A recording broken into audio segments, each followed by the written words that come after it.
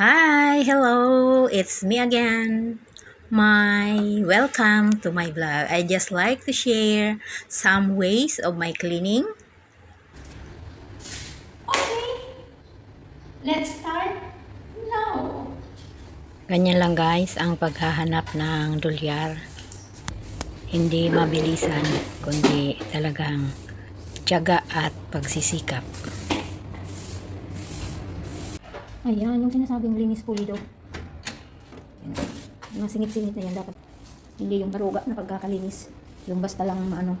Yan, after mawalisan, mga 2 to 3 times na imamak. Para pulido talaga.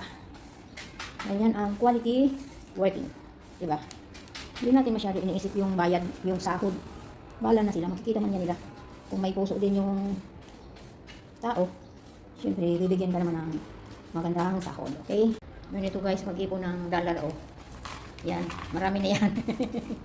This is it guys, yung mga sinasabing kuti-kuti, yan, oh. Hindi yan biro, dapat malinisan mo yan, yan. Mga ganyan, talaga. Dikit na dikit na yung, dumi. I-spray yan natin para matanggal ang mga dumi, yan. Yan guys, oh. Spray lang ng, ito, Magic Clean.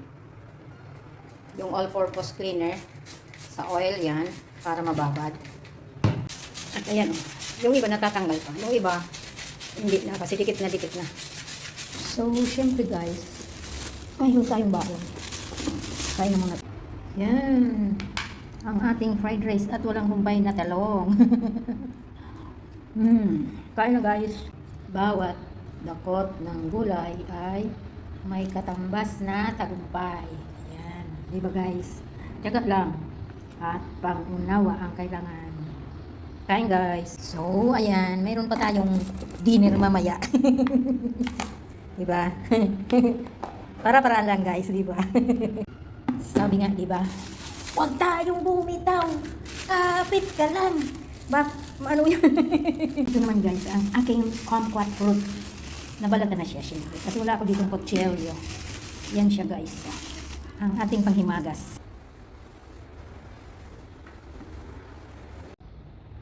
Wow, maliit pero makulit. Ayan, very cute ng kanyang fridge. Ayan, ang taas ng washing machine. Yes. Ayan. This is, may kwarto isa, maliit. Ayan.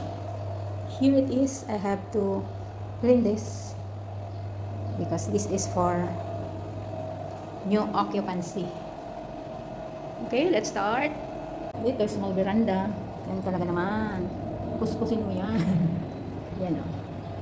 Dito. Yan ang matatanaw. Yan ang cute niya. Yung, ano ba yun?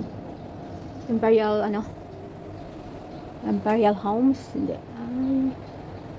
Yung taas ng, school. School ba yun? Basta. Yan o.